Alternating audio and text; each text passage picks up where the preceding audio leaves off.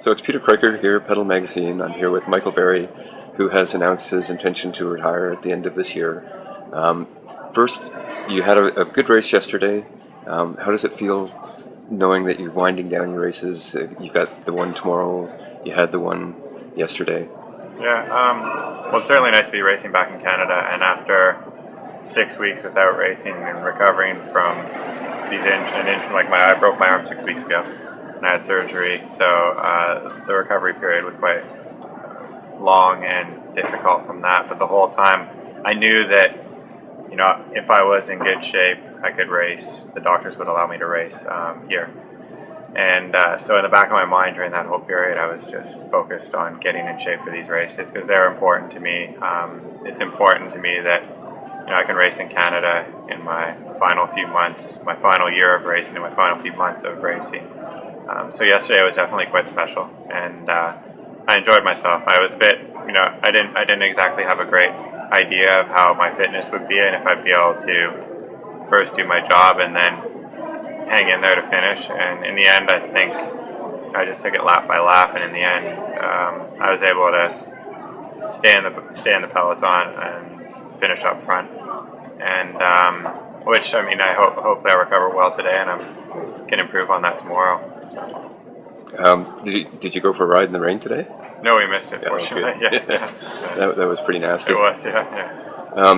The injuries that you had two very serious injuries, and both to the same elbow.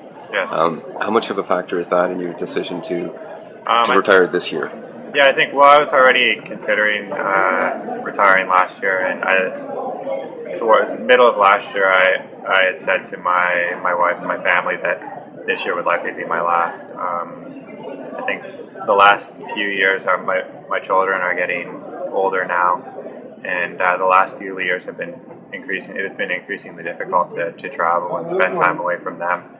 A professional cyclist spends roughly 200 to 250 days a year away from home, and I was missing a lot, and I missed them a lot, and I was finding I was getting anxious when I was getting in the taxi to go to the airport or driving to travel. And so that was that's the biggest decision behind retiring has been just wanting to spend more time with the family, and also I'll be 37 in December, so I'll have to retire sooner or later. I can't keep going on forever. But the other factor, of course, was just the accumulation of injuries, and recently this year, the two crashes that I had. Well, the first one was quite damaging, I guess you could say. I broke my femur, and I had surgery on my arm, and I also broke a few ribs. The second crash was not really that bad, but because I landed on my arm, I re-broke it, and so it required surgery again. And as you get older, and you start to count the number of broken bones, and I'm becoming more cautious in the races, and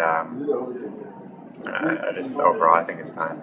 I'm really excited actually as I come closer to retiring, I'm increasingly excited to stop and do something different. And I've loved racing my bike, and it's been wonderful, really. I've had so many great experiences, and it's really been a dream job for me. It's what I imagined doing when I was a kid, and I've been able to do it for 14 years now.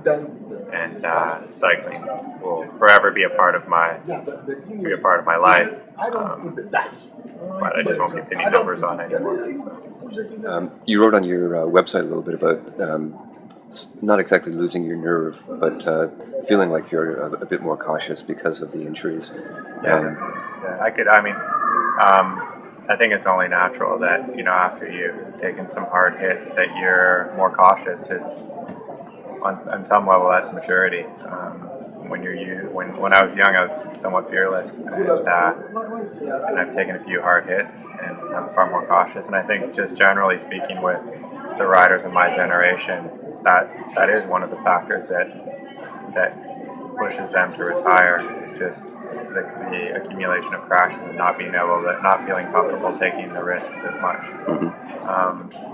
The peloton, I think, has also changed in the last few years, where there are more crashes and the racing has become increasingly dangerous. So I don't think it's necessarily just age that's affecting me or the crashes, but also the environment that we're racing in. Yeah, I've heard you mention that before, and I'm inclined to agree with you. You said that you had been talking with your wife Dee Dee about this for over a year. Yeah. What does she think of the idea of you retiring? Obviously, she's in favor of it. Yeah, she's definitely. She's always encouraged me, and even during this season, when I crashed the first time and I was coming back, and I actually came back and started racing at the Tour of Norway, and I had great fitness through Norway, Luxembourg, and then Switzerland, and all the way up until I crashed in Tour de Wallonie. And she said to me many times, she's like, listen, if you want to keep going for another year or 2 years, I'll fully support you in that. She's always been incredibly supportive and understanding. And I've been fortunate because she also has the cyclist perspective because she raced for so long at such a high level as well. But I think she's definitely happy to make a change and move on and make a transition as a family. It's been, I think, incredibly challenging for her just raising a family almost by herself in a foreign country the last 7 years. And I really, it's incredible what she's done. She also went through school and everything. She did an MBA during that, and so I owe her a lot, and through supporting me through my career, but also through this transition as well. Right. You mentioned living in another country. Have you talked about whether you're going to stay in Girona or? We're considering that right now. We haven't made any definitive plans on what we'll do in the future.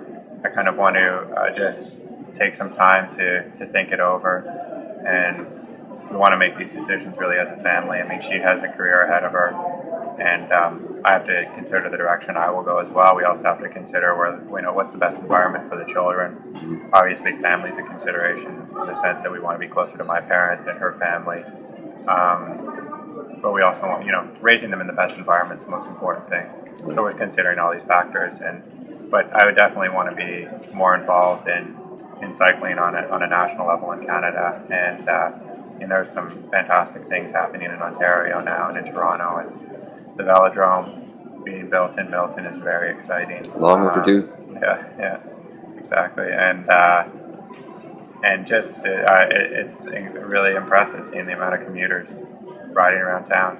And I remember when I was a kid, they were riding in the winter, and there were very few cyclists on the streets, and now there are pelotons at every intersection. So that's extremely encouraging, and it would just be on a personal level. I'd love to see somehow contribute to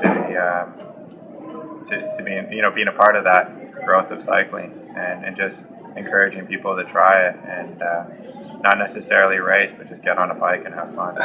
Have you got some thoughts on what the next chapter is going to be, or is it still just you're going to take some downtime first? Yeah, I'm still, in the last couple of months, I've been very focused first on recovering, and then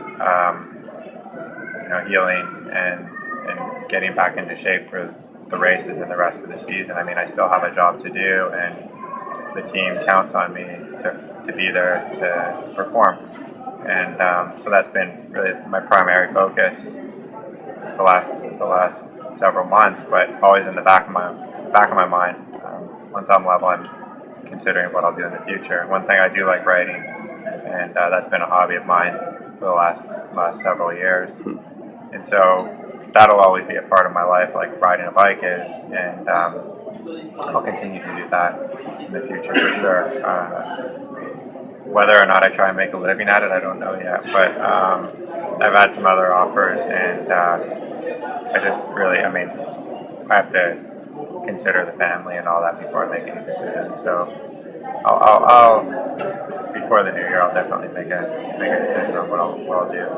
But, is coaching or coaching kids something that you'd be interested in doing? Definitely. It's I have a wealth of experience now, and it's it's fantastic seeing kids. performance is one thing, but just seeing that growth and the learning and the just getting out on a bike and learning how to ride a bike properly and learning how to ride a bike confidently in traffic, or all those factors. So it might be just going and teaching in schools, or teaching or coaching at the provincial level, or at the national level. I'm not sure yet, but I was sure I'd love to be a part of helping young kids and teaching them a little bit of what I know.